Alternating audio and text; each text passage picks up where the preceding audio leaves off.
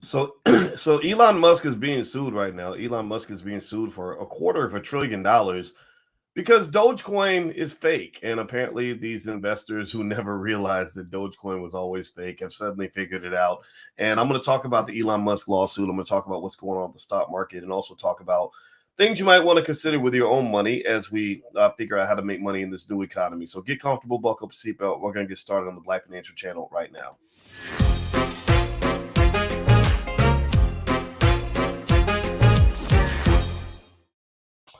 Hey everybody, how you doing? Welcome to the Black Financial Channel. That's theblackfinancialchannel.com. My name is Dr. Boyce Watkins. I'm your friendly neighborhood finance professor. On the Black Financial Channel, we talk about black wealth and black economics every day, sometimes as much as 10 times a day under one condition. The condition is that we are black first. Black first means we put our community at the top of our priority list. Black first means we are closing the racial wealth gap. Black first means we educate our kids. Black first means that we put our children ahead of the curve economically. Black first means we prepare for the future. If you agree with this philosophy, put a hashtag B and the number one in the chat, hashtag B1. So I want to say hello, Tawana and Miss Tamika and Nathaniel Lockridge and Tim Wright and Super Arizona and everybody on Instagram. What's going on? My Instagram is The Real Boyce Watkins. And feel free to check out boycewatkins.com by hitting the link in the bio. There's lots of free resources on how to become a better investor. Now, let's get started. How many of you, give me a yes or no in the chat, how many of you are aware that Elon Musk is getting sued for an ungodly sum of money right now? How many of you heard about this lawsuit? Give me a yes or no. Elon Musk is being sued right now for a whopping $258 billion. So I guess this guy says, I'm going to take you for everything you got because you pissed me off and I'm mad at you. And you tricked me, you fooled me, you got me to invest in something that wasn't good. And the guy probably lost a lot of money. The plaintiff in the lawsuit is a guy named Keith Johnson in New York, who's accusing Musk and his companies Tesla and SpaceX of running a pyramid scheme to inflate the price of the cryptocurrency. The lawsuit added that defendants falsely and deceptively claimed that Dogecoin is a legitimate investment when it has no value at all. According to the lawsuit, since defendant Musk and his corporations SpaceX and Tesla began purchasing, developing, investing, promoting, supporting, and operating Dogecoin in 2019, plaintiff and the class have lost approximately $86 billion in what is called a crypto pyramid scheme. The lawsuit also details Musk's tweets and videos on Dogecoin over the years. The lawsuit highlights how Musk referred to himself as the Doge Father while promoting his appearance on SNL in April 2021. Johnson, who is referred to in the lawsuit as an American citizen who was defrauded out of money by defendants, Dogecoin crypto pyramid scheme, is suing for $86 billion in damages, representing the drop in the cryptocurrency's value, asking to triple those losses with an additional $172 billion. All right, so let me start off by asking you guys a question. How many of you believe that this lawsuit has merit? If you were the judge in this lawsuit, how many of you would say, yeah, this is you got a good suit here. We need to go ahead and we need to go ahead and pass this thing through because justice was not served. How many of you give me a yes or no? Yes, if you support the plaintiff, if you support the person who filed the suit. No, if you think it's a bunch of BS. No, if you think he should have known better. No, if you think this has no merit. Okay, I see zero merit. We don't have enough facts yet. Okay. All right. Yes. Hameen says yes. Okay. I see no merit. Okay. First thing I want to say about this that's really interesting is Elon Musk. Elon Musk probably has a ton of lawsuits against him all the time, every day, no matter what. One of the things that we talk about when we talk about protecting your wealth is that once you get a lot of wealth, people are going to sue you just because. Will Smith once talked about how he keeps 8 lawyers on retainer just because people are always suing him for anything. Like I looked at the color of your grass on your lawn and it made my stomach hurt, and so now I'm suing you. I slipped on the sidewalk in front of your house, so it's your fault that I walked by your house and slipped on the sidewalk, right? So this does happen. Just because a lawsuit's filed doesn't mean that it has merit. It doesn't mean it's going to win. But one of the things that's really interesting about this is that this is predictable. First off, right now you have a huge market decline. And whenever you have a market decline, there tends to be a bunch of lawsuits filed. Whenever money gets lost, that's when people start going back and scraping through the ashes or of the bankruptcy or whatever and saying, what little thing did you do wrong that where I can Monday morning quarterback it and come back at you and say, you did that wrong. That was illegal. That was wrong. Because here's the deal. Look, give me a yes or no. Do you think that this guy will be filing a lawsuit if Dogecoin was doing well? Give me a yes or no. If Dogecoin had gone up, say, remember everybody thought Dogecoin was going to $1? I don't know. I don't think it ever reached $1. I think they were hoping it would go to $1. What if Dogecoin had reached $3 and he was sitting on swole, sitting on sitting on 1.5 million, buying, trying to buy himself a private jet or something? What do you think that he would have filed that lawsuit if Dogecoin had taken off instead of gone down? Give me a yes or no. No, he wouldn't have, right? No, the law, there wouldn't be a lawsuit. They'd be like, yeah, hooray for Dogecoin. Dogecoin is the best, man. I love me some Dogecoin. And unfortunately, that didn't happen for him. I'm going to share my screen and show you guys what's happened with the price of Dogecoin. Some of y'all already know because some of y'all already heavily invested in Dogecoin. I'm not making fun of you. I'm just here to I'm gonna share the news that's going to probably hurt your feelings a little bit. But the reality is that if you go back and you listen to videos about Dogecoin that I did 2 years ago, I was telling you guys way back then, Dogecoin has never been an investment. Pinocchio was never a real boy. Pinocchio was never a real boy. Dogecoin, you see here, it's dropped 81%. It's down to a nickel. Let's see here. It's the peak of Dogecoin in the last year. It looks like at the height of the frenzy was about 34 cents. But wait, I think it hit a higher number than that. Actually, here's the real peak. 64 cents, May 7th. 2021. And here's the crazy thing. If you started investing in Dogecoin way back here, you could have actually made some money, right? You go back to January 29th, 2021. If you bought it at 2 cents, well, now you can sell it for a nickel. That's not a terrible investment, right? And so here's what I kind of want you to understand about Dogecoin. Dogecoin, here's the reason why I think the lawsuit is stupid. I mean, I get it, but I don't. I get it, but I don't. And let me explain what I mean. Legally speaking, you could make the argument that Elon Musk was using his platform to inflate the price of Dogecoin in a way where it was inevitable that at some point the bubble was going to pop. You could make that argument. You could say, look, man, you were on Twitter telling people to buy this stuff. A lot of people don't know. A lot of people are gullible. They're going to do what you tell them to do. And you led them down a path where they lost a lot of money. I can understand that to some extent. But then there's this thing that a lot of people don't believe in anymore. It's kind of makes me old fashioned. Nobody agrees with me on this, but there's this thing called common sense. Common sense says you don't go do what people tell you to do on the internet. I've been telling y'all that. Some of y'all getting relationship advice from people on the internet, and it's messing up your relationships. They're telling you to take weird health food and eat and take vitamins when you don't even know what's in the damn vitamin, and you're getting sick. You got COVID remedies that don't even work, but you're doing it because your favorite internet influencer told you to do it. Well, stop that. Common sense says this. Common sense says that if you go back and you look at the original paperwork on Dogecoin, the original white paper that was filed, the creators of Dogecoin, two white guys from Sydney named Billy Marcus and Jackson Palmer, they stated from the beginning in plain English that this is a damn joke, that this currency has no value. We are going to produce 100 billion of these fake coins because we're making fun of the fact that y'all so crazy, y'all buy any damn thing right now. They said this. They said this in the paperwork. So this guy who's filing the lawsuit, maybe he can't read. Maybe he doesn't, he doesn't like, a lot of people don't like to read. And I'm telling y'all keep running away from books. You're going to be running towards slavery. Life does not end well if you don't read books, if you don't read. And so maybe he can't read, but they made it clear, almost like a warning label on a box of medicine or something, where they say, look, this pill might cause diarrhea, or this could actually cause you to get fat, or eating too much sugar is bad for your health, or smoking might kill you. But yet, despite the fact that they stated on the label clearly that smoking might kill you, you still made the decision to smoke 4 packs a day. So I'm the guy who says, yeah, I get it. I understand how the courts assume that you're so stupid that you're going to just do what somebody tells you to do. But as a free-thinking person, I'm a person who says, it was on the label and you knew what you were getting into.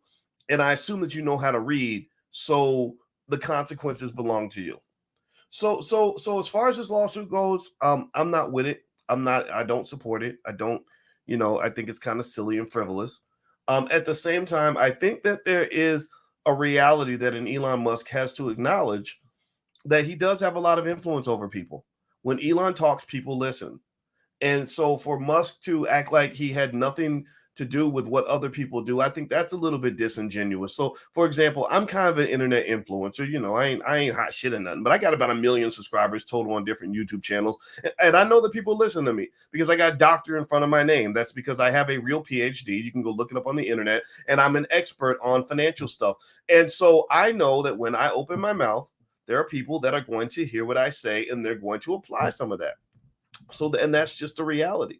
But at the same time, if you follow this platform, you'll know that for many years I've always told you, hear what I have to say. Let me influence you because I do know some things. But at the end of the day, I want you to be smart enough to make intelligent decisions on your own. That's why I say this is the platform for intelligent Black people. I don't want you in here blindly following stuff just because somebody said it. Now, anyway, do me a favor, hit the thumbs up button, thumbs up, thumbs up, thumbs up, share, subscribe. Also, if you want to become a better investor, we have a stock market challenge actually that's totally free. The URL's on the screen, theblackstockmarketchallenge.com. If you go through this challenge, you will become a better investor. This is the best time to become a better investor because right now the market is cheap. Right now there are great opportunities everywhere. Right now there's a lot of money to be made. I just had a dream last night. It was really weird. I was hanging out with Warren Buffett for about an hour, and it was 1998. And in the dream, I saw Wilt Chamberlain and Kareem Abdul-Jabbar.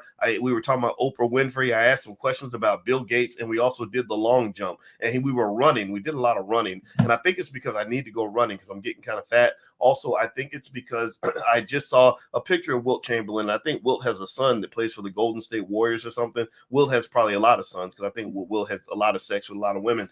But anyway, so in the spirit of my dream about Warren Buffett, I would encourage you to jump into the Black Stock Market Challenge. It's easy, it's free, it'll make you a better investor. The URL is right there on the screen. All right, so let me jump into a little bit more on this lawsuit with Elon Musk and over this Dogecoin thing. So let's just start with that general premise. Dogecoin was worthless from the beginning. The founders of Dogecoin, when they created it, stated it on their white paper that this coin is worthless. They pretty much said this coin is garbage. They said if you buy it, you buy at your own risk. It probably means you might be a sucker. And you're really proving our point that the world has gotten so crazy that they will buy anything. This has happened all throughout economic history. In the very beginning, the first bubble, right now you have a bubble. The bubble's popping. That's why the market's dropping. So the first asset bubble recorded was actually for tulips. There was a time where everybody felt like owning a tulip was like just the thing to do. So people didn't really know exactly why they wanted to buy a tulip, but they didn't see any real utility in the tulip. But they would say, hey, we want to buy tulips because everybody else is buying tulips. So what happened is you had something similar to what you have in the crypto space, which is what they call the greater fool theory, where you buy something. People don't buy Dogecoin because they expect to be able to use it for anything relevant. They don't buy Dogecoin because they expect to be able to take it to the store. They don't buy Dogecoin because they think they can actually buy a car with it or shoes or whatever. They buy Dogecoin because they're hoping that the price will go up so they can sell it at a higher price. That is what is called the greater fool theory. So tulips were the first example of the greater fool theory, and eventually that bubble burst and people lost all their wealth because they put all their money into tulips, when from the very beginning somebody would have probably said, why are you putting all your money into a damn flower? Putting all your money into a flower is probably not a good idea because flowers don't have a lot of real intrinsic value. And so if you look at Dogecoin and you see that it's dropped 81% over the last year, this does not mean Dogecoin can't come back. What occurred, in my view, was that once Dogecoin started getting this push from Mark Cuban and Elon Musk and all these other people, I think that the founders of Dogecoin tried to kind of mess around and say something like, hey, maybe we could actually control the supply of Dogecoin and make it into a legitimate currency. And to that extent, this is where I think it could be somewhat rational to invest in Dogecoin, because there could be some idea to say that you're not so much investing in the greater fool theory that the price is going to go up and somebody's going to buy it from you, but you could be investing in the idea that maybe this community is so strong that one day people will actually make a decision to say, we're going to recognize Dogecoin as a currency. That's a possibility. If you had 10 million people that all got together and said, look, I'm going to accept your Dogecoin, you accept mine, and we're all going to sort of do business together with this currency, then that could actually create real economic value. But that comes from what they call utility. That means the ability to use Dogecoin for something other than sitting there and just having it in your account where you're just staring at it. And so what's interesting, though, is I was reading the history of Dogecoin, and Jackson Palmer, there's a guy named Jackson Palmer who was one of the founders of Dogecoin, who actually left the Dogecoin community. Let me see if I can find this. He left the community because I think he just concluded that the world is just full of stupid people, and he was just he didn't want to participate in the nonsense. He left the community.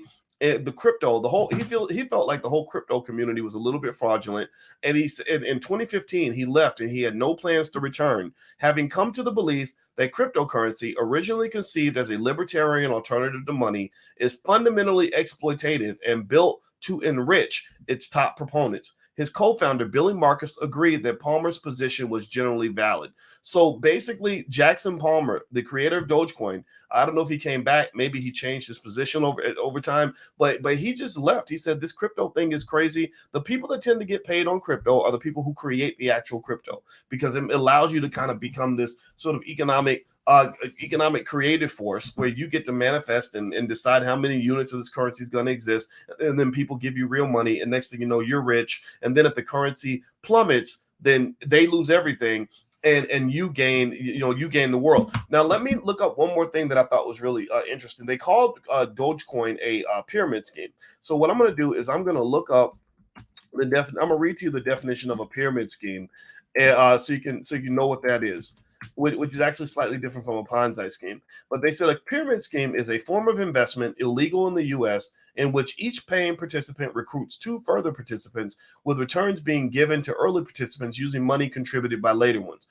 I don't know if that specifically fits the definition of a pyramid scheme, because it involves recruiting. And so a lot of the MLMs that you see people participating in, they're about this close to being a pyramid scheme.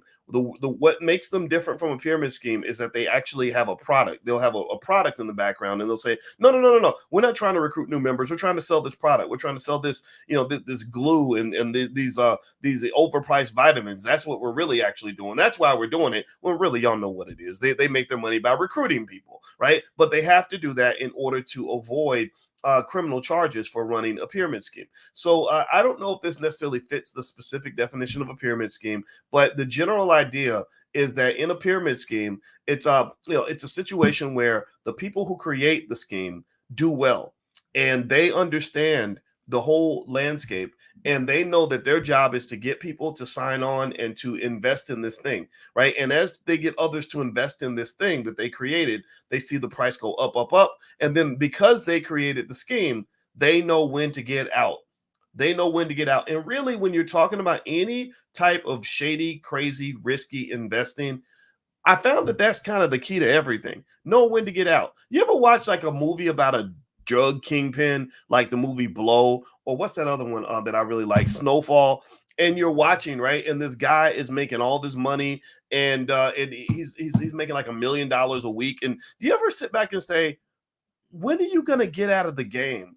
Like, this game is gonna end badly. Like, why don't you leave now? You have $300 million. You have more. You have so much money that you could fill up a whole house. Your bedroom was filled with money from floor to ceiling. The game's going to end bad.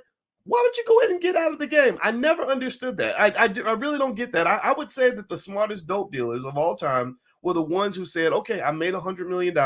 Now I'm going to go legit as quick as possible because I know that this is not going to end well. I guess maybe it's the financial addiction. Maybe it's the sense of invincibility. I'll never get caught because I'm too smart. Yeah. You're not the first person to say that. But in generally speaking, that seems to be kind of the issue with the pyramid scheme. So what I would say to you is this. Look, I'm not telling you to go out here and create or participate in a Ponzi scheme or recruit other people for any of these things. I'm not telling you to do any of that. Some of y'all may be involved with some of these things. I see blessing looms going through where they'll write this whole long message, like using all this language of Black empowerment to convince you to participate in a loom. Even though a loom is technically a pyramid scheme. And I get it. If you want to participate, I think that's fine. But I would say whether you participate or not, I would encourage you to know when to get out of the game. Like get out of the game, because eventually those games always come to an end. They come down crashing and burning, and people lose a lot of money. And that's when people get sued. That's when people get arrested. That's when bad things start to happen. Typically, these lawsuits occur after somebody loses a lot of money. So a lot of the people who believed in Elon Musk, who were buying Dogecoin because he loved it, who were caught up in the frenzy, they're just mad because they got out of the game too late. The smart investors left a long time ago. They sold Dogecoin when it hit 30 cents. They said, my Lord Jesus, I bought this for a penny and it's now worth 30 cents. I ain't got to be greedy. I'm not waiting for $1. That's for the suckers on Reddit. That's for the people who are sitting around on these online forums really getting caught up in this whole. Remember, one of the things that blew Dogecoin up was there was a whole TikTok campaign on Dogecoin to $1, Doge for $1. So people started believing that stuff. Right, and same thing with these Wall Street apes, or they call them games and AMC apes. Right? I don't want to be a fucking ape. I'm not. You're not a monkey. Be intelligent. Apes are stupid. Apes just grunt and follow the crowd. No, I don't want to be an AMC ape. If you're going to invest, if you're going to get in there and get paid, well, then get paid and leave, right? Leave the building before the party crashes, because once the party is over, once the liquor stops flowing, the music stops playing, that's when everybody gets arrested. That's when people die from alcohol poisoning. That's when you find the dead bodies in the attic and you got to explain what happened at the party. But if you say, hey, I was in there and I had a good time till about 10 o'clock. And then I have evidence to show that me and my buddy got in the car and left and went home, the police are not going to come to your house.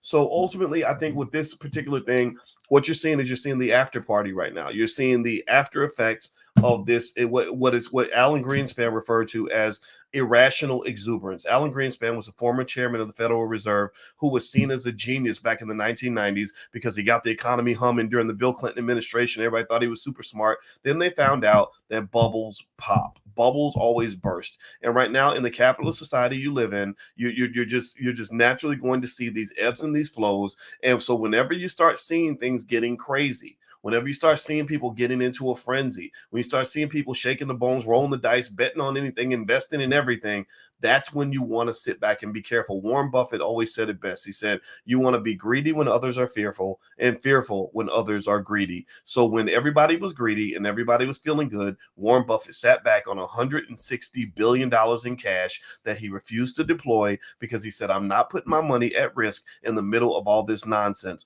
Now, I bet your last dollar, if you Google Warren Buffett right now, he is probably making major acquisitions of distressed companies that he can now buy on the cheap because these companies went flat after this bubble eventually burst. Okay. So that's kind of the dynamic of the market. That's kind of what I'm seeing. That's kind of how these things work. All right, guys. So do me a favor, hit the thumbs up button, thumbs up, share, subscribe.